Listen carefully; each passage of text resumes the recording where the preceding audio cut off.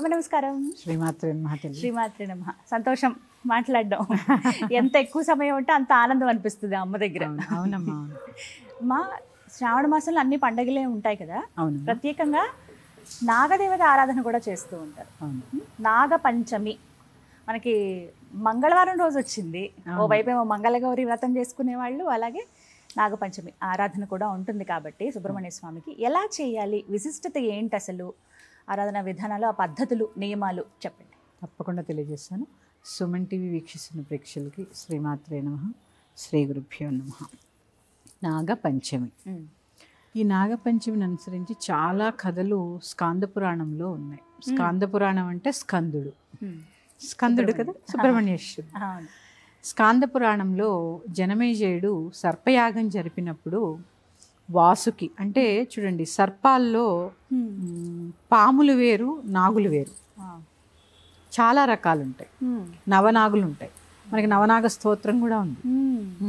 అందులో ఈ వాసుకి అనే జాతికి చెందిన నాగము శివుడి దగ్గరికి వెళుతుంది. నా యొక్క తల్లి, వాసుకి యొక్క తల్లి కద్రువ. ఈ కద్రువ యొక్క శాపం వల్ల సర్పజాతి అంతా నశించాలి, బిడ్డలకు శాపం ఇస్తుంది తల్లి. ఈ జనమేజయుడు సర్పయాగం మొదలు పెడతాడు. నాకు అందులో వెళ్ళి ఆహుతి అయిపోవడం ఇష్టం లేదు, నన్ను రక్షించండి పరమేశ్వర అని వాసుకు వెళ్ళి పరమేశ్వరుని ప్రార్థిస్తుంది. ఆయన అప్పుడే సర్వ విధాలా ప్రార్థించినప్పుడు ఆ వాసుకి సర్పాన్ని గరడంలో గరళాభరణంగా ధరిస్తాడు. నేను కాపాడుతాను అని చెప్పి, ఇక్కడ ఉంటే ఏం చేయలేరని తన కంఠానికి ఆభరణం కింద వేసుకుంటాడు. నాగాభరణం ధరిస్తారనమాట కంఠానికి. అలాగే ఇంకొక కథ ఉంది. ఇదే జనమేజయుడు చేస్తున్నటువంటి సర్పయాగంలో ఆదిశేషుడు విష్ణుమూర్తి దగ్గరికి వెళ్ళి మొరబెట్టుకుంటాడు. నేను కూడా సర్పయాగంలో పడి వెళ్ళిపోతాను, నాకు ఉండాలనుంది. చూడండి అమ్మా, ఇక్కడ ఒక సందర్భంగా ఒకటి చెప్పాలి. భుజంగానికి కోపం ఎక్కువ. భుజంగము అంటే సర్పం. పక్షికి ఆకలి ఎక్కువ. తర్వాత చేప కూడా ఎప్పుడూ చూడండి తింటూనే ఉంటుంది.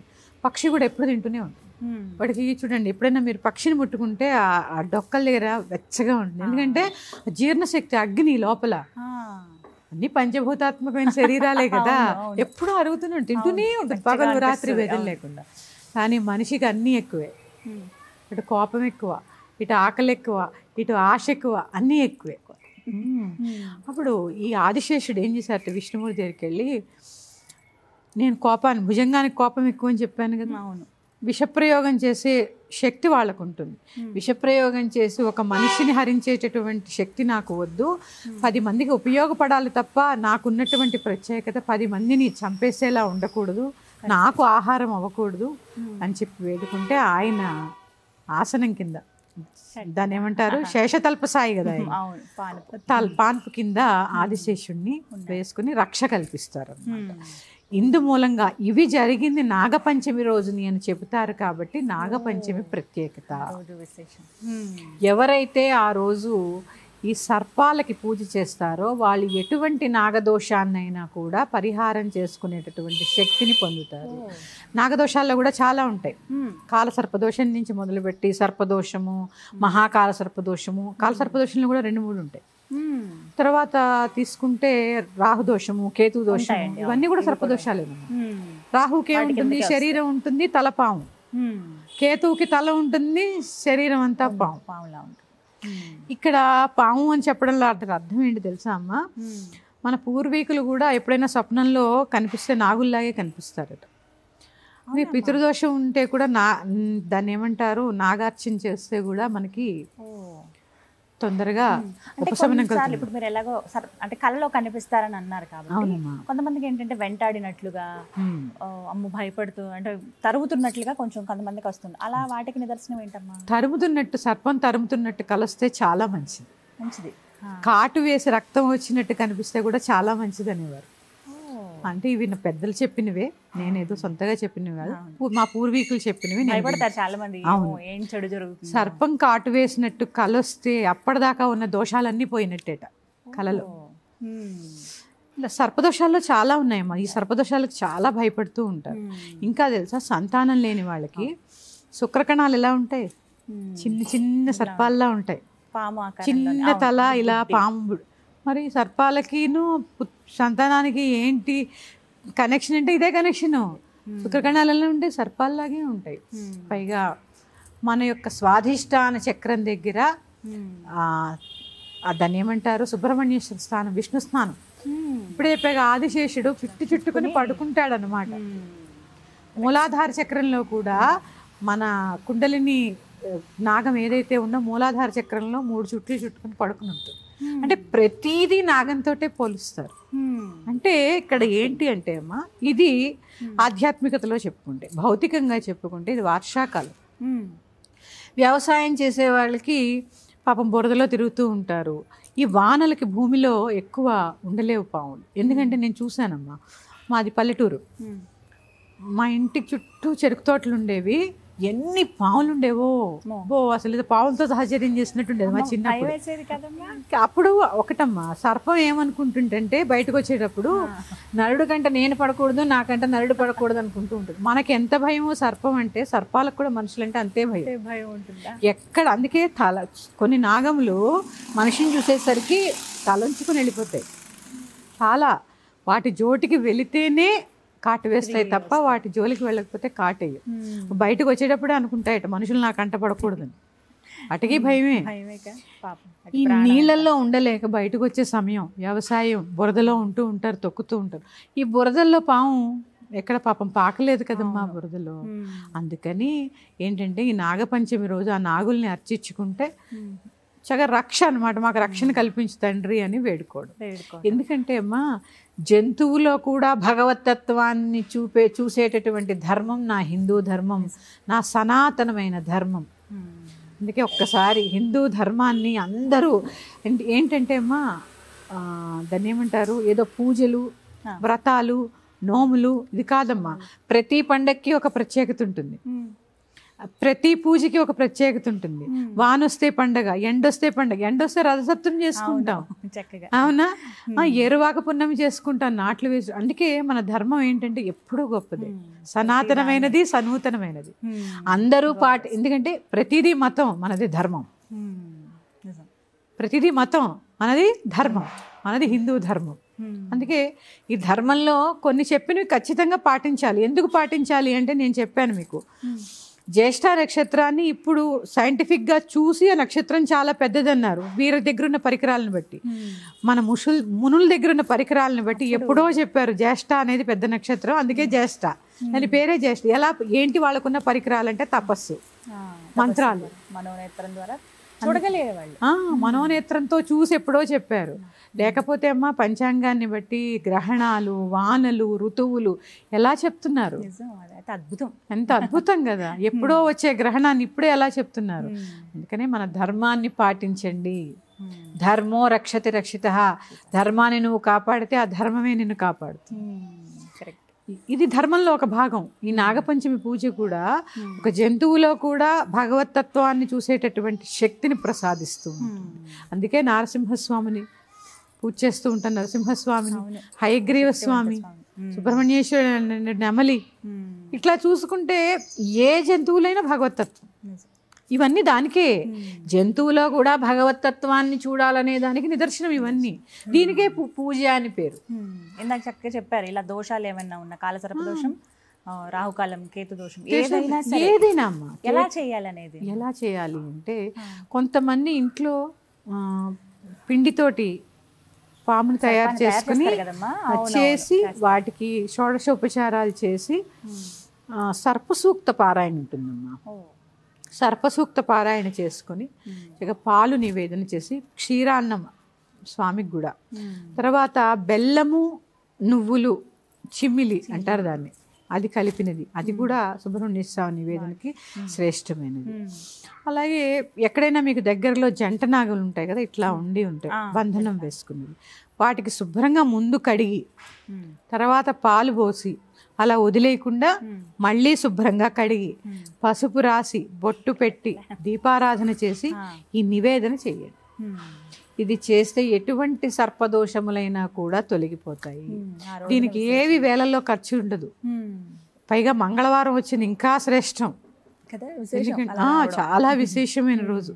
ఇంకా చెప్పాలి అంటే అమ్మ, ఆ రోజు అంటే మా పూర్వీకులు చెప్పింది, తరిగిన కూర తినరు, చాకుతో ఇట్లా కోసినవి కరెక్ట్ తినరు. చిన్న సందేహం అమ్మా, అంటే ఈ సాంప్రదాయం మనం ఎక్కడ చూస్తామంటే నాగుల చవితికి ఎప్పుడైతే కార్తీక మాసంలో వస్తుందో మనకి అప్పుడు కూడా చూస్తాం కదా, రెండు ఒకటేనా?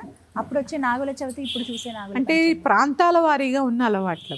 తెలంగాణ చుట్టుపక్కల ప్రాంతాల్లో నాగుల పంచమి చేసుకుంటారు, వస్తారమ్మా.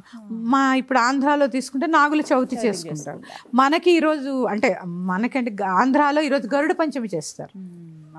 గరుడ పంచమి చేస్తారు, గరుడ పంచమి చేస్తారు ఆ రోజు. అంటే ఇక్కడ అదేనమ్మా, ప్రాంతాన్ని బట్టి ఆచారాలు, ప్రాంతాన్ని బట్టి అలవాట్లు, అంతే. ఏదైనా పూజే, అక్కడైనా నాగ పూజ, ఇక్కడైనా. ఇంకో విషయం ఉందమ్మా, ఇందాక మీకు 2 కథలు చెప్పాను. సుబ్రహ్మణ్యేశ్వర స్వామి దేవసేనను వివాహం చేసుకోవడానికి భూమి మీదకి వచ్చిన రోజు ఈ నాగపంచమి. సుబ్రహ్మణ్యేశ్వర షష్ఠి రోజు, అందుకే వల్లి దేవసేన కళ్యాణం చేస్తారు ఆ రోజు. వల్లి సుబ్రహ్మణ్యేశ్వర కళ్యాణం, ఇప్పుడు దేవసేన సుబ్రహ్మణ్యేశ్వర కళ్యాణం చేస్తున్నారు. అంటే ఈ నాగపంచమి రోజు సుబ్రహ్మణ్యేశ్వరుడు భూమి మీదకి ఈ దేవసేనను వివాహం చేసుకోవడానికి వచ్చిన రోజు కాబట్టి నాగపంచమి. సుబ్రహ్మణ్యేశ్వరుడు అంటే అందరికీ ఇష్టమైన దేవతే కదమ్మా. పైగా ఇంకోటి చెప్పాలమ్మా, దీంట్లో వయసుతో సంబంధం లేదు, ఎవరైనా చేసుకోవచ్చు. లింగభేదం లేదు, వయోభేదం లేదు, ఎవరైనా చేసుకోవచ్చు. పురుషులు లేడు, స్త్రీ లేదు. ఆఖరికి చిన్న చిన్న పిల్లలు కూడా చెవు నొప్పులు వస్తూ ఉంటాయి చాలా మందికి. సుబ్రహ్మణ్య ఆరాధన చేస్తే చెవు ప్రాబ్లమ్స్ తగ్గిపోతాయమ్మా. ఆ పుట్టమన్ను తీసి చెవుకు పెడుతూ ఉంటారు, తెచ్చి పెడుతూ ఉంటారు. ఇలా మా ఒకటి కాదు, చాలా ఆరోగ్యం బాగుంటుంది, సంతానం కలుగుతుంది, రుణబాధలు తగ్గుతాయి ఈ అదే నాగారాధన వల్ల. నాగలోకమే ఉంది కదమ్మా, పాతాళ లోకం అంతా ఏంటి నాగలోకం. కొంతమంది వితండవాదులు, నాస్తికులు ఏంటంటే పొట్టలో పాలు పోస్తే పాము పాలు తాగదు, పాలు పోస్తున్నారంటారు. మరి నీ పొట్టలో పోస్తున్నావుగా, సంవత్సరం ఒకసారి అక్కడ పోయాలి కదా. ఒక్కసారి ఇక్కడ ఏంటంటే అమ్మా, భావన ముఖ్యం. ఆ పుట్టలో పాలు పోస్తే ఏమవుతుందో మళ్ళీ చెప్పుకుందాం. అది ఎంతవరకు వెళుతుందో, మనం పోసిన క్షీరం ఎంతవరకు ప్రయాణం చేస్తుందో, దానికి ఈక్వేషన్స్, దాని కనెక్టివిటీ ఒకసారి చెప్పుకుందాం. అందుకని ఈ నాగపంచమి రోజు చక్కగా పుట్టలో పాలు పోయడము, అలాగే శ్రావణ మాసం అంతా కూడా పూజలే కదమ్మా. మరీ ఏంటంటే 1 గంటకు కూడా వెళ్ళి పాలు పోస్తున్నారమ్మా. ఎన్నింటికి పోయాలమ్మా? ఇది కూడా కనీసం 10కి 10:30కి పూర్తి అయిపోవాలి. ఏంటి 12, 1 గంట, 2 ఏంటి పూజలేంటి? రాక్షస సంచారం చేసే సమయంలో పూజలు ఆ టైంకి. అందుకే రజోగుణం ఎక్కువైపోతుందమ్మా. మీకు ఆరాధన చేసే సమయాలు కూడా చాలా ముఖ్యం. అందుకే పెట్టారు కదా ఈ సమయానికి. ఎందుకు బ్రాహ్మీ ముహూర్తం ఎందుకు పెట్టారు, మధ్యాహ్నం ఎందుకు పెట్టారు? ఇప్పుడు త్రికాల సంధ్యావందనం చేసేవాళ్ళు ఉంటారు, సంధ్య వార్చుకునే వాళ్ళు. పొద్దున్న సూర్యోదయాత్పూర్వం చేస్తారు, మధ్యాహ్నం చేస్తారు, సాయంత్రం చేస్తారు. అది వాళ్ళకి డ్యూటీ. అంతేగాని నువ్వు పొద్దున్న బ్రాహ్మీ ముహూర్తం లేకపోయావు, కనీసం 9, 10 ఆ సమయం కూడా దాటిపోయి 2ంటికి దాటొద్దు, 3ంటికి కూడా నేను చూశానమ్మా. పోయిన సంవత్సరం 3ంటికి వెళ్ళి పాలు పోసి వస్తున్నారు. ఏంటి వస్తున్నారమ్మా ఈ సమయంలో అంటే, పాలు పోసి వస్తున్నాం అమ్మా అన్నారు. ఏం చెప్తాం, మాటలు లేవు నాకు. ఈ టైంలో ఏది సమయపాలన అనేది చాలా చాలా ఇంపార్టెంట్ అమ్మా. సమయపాలన లేకపోతే ఎట్లా? సమయపాలన కోసమే కదా ఇవన్నీ పెట్టింది. అందుకని నాగపంచమి అనేది సమయపాలనతో సాత్వికమైన ఆహారాన్ని భుజిస్తూ, ఆ రోజు చెప్పానుగా భుజంగానికి కోపం ఎక్కువ, ఈ కోపం నీలో తగ్గాలనే నాగారాధన. నువ్వు కోపంగా ఉంటే ఎలా? అందుకని సాత్వికంగా ఉంటూ సాత్వికమైన ఆహారాన్ని భుజిస్తూ ఒక నామం చెబుతూ ఆ పుట్ట దగ్గరికి వస్తారు. ఇది విమర్శ కాదు, తెలుసుకోవాల్సిన విషయం. తోసేసుకుంటారు ఇట్లా. ఇక పూజ పక్కకి వెళ్ళిపోయే, దేవుడి పక్కకి వెళ్ళిపోయే, నేను ముందు పోసావు, నువ్వు ముందు పోసావు, ఒక లైన్గా ఎవరు పోస్తే ఏముంది, మీరు పోసుకోండి, మీరు కడుక్కోండి, పెట్టుకోండి. మీ సమయం వచ్చినప్పుడు ఆ నిజంగా లైన్లో నిలబడ్డారు, ఒక భగవన్నామం చేసుకోండి, శరవణ భవ అనుకోండి. శరవణ భవ, అంతకు మించి నామం ఏముంది? శరణ వచ్చండి, శరణ భవండి. శరవణ భవ, శరవణ భవ, ఓం శరవణ భవ, ఓం శరవణ భవ నామం చేసుకోండి. తర్వాత నవనాగ స్తోత్రం అని ఉంటుంది. కొంతమందికి గుడికి వెళ్ళడం కుదరదు, ఇంట్లో సర్పసూక్తం కూడా చాలా చిన్నగా ఉంటుందమ్మా, చదువుకోవచ్చు. చాలా చిన్నగా ఉంటుంది నవనాగ స్తోత్రం కూడా. ఆ నవనాగ స్తోత్రము, సర్పసూక్తం చదువుకోలేని వాడు నవనాగ స్తోత్రము చదువుకుని చక్కగా నాగారాధన చేసుకోవచ్చు. వయోభేదం లేదు, లింగభేదం లేదు. వెళ్ళకపోతున్నామే ఆ రోజు అన్నా కూడా ఇంట్లో ఇంటి దగ్గర చక్కగా పిండితోటి ఒక నాగుని తయారు చేసుకుని ఆ నాగుని ఏం చేయాలమ్మా తర్వాత? మరి తర్వాత పాలు పోసినప్పుడే కరిగిపోతుందమ్మా అది. పొట్లో మట్టిలో కలిపేచ్చువి అలా మట్టిలో పుట్ట దగ్గరికి వెళ్తాం అన్నప్పుడే తయారు చేసుకుంటే మంచిదండి. అంతే. చిమ్మిలి నైవేద్యము, క్షీరాన్నం నైవేద్యం. అందుకని ఎటువంటి సర్పదోషాలనైనా కూడా, పైగా ఇంకోటి, ఈ నాగుల చవితికి పూజ చేస్తే నాగపంచమికి మళ్ళీ నాగపంచమి వచ్చేదాకా ప్రొటెక్షన్. చెప్పా కదా, నాకంట నువ్వు పడకు, నీకంట నేను పడద్దు. అంతే. ఇలాంటి భయాలు ఏమైనా ఉన్నాయని అనుకుంటే కనుక పాములు కల్లోకి రావడం తగ్గుతాయి, చెవు నొప్పి తగ్గుతుంది, కంటి చూపు మెరుగుపడుతుంది. అలాగే ఈ నాభి కేంద్రం కదా, స్వాధిష్టాన చక్రం దగ్గరే ఆదిశేషుడు ఉంటాడు. ఇలాంటి బాధలు కూడా పోతాయి. సంతానం కావాలన్నా, వివాహం కావాలన్నా కూడా ఆయన యొక్క సుబ్రహ్మణ్యేశ్వరుడు యొక్క అనుగ్రహం చాలా అవసరము. రుణ బాధలు తీరాలన్నా కూడా ఆయన అనుగ్రహమే అవసరము. అందుకని చక్కగా చేసుకోండి, తరించండి. శ్రీమాత్రే నమః. స్వస్తి.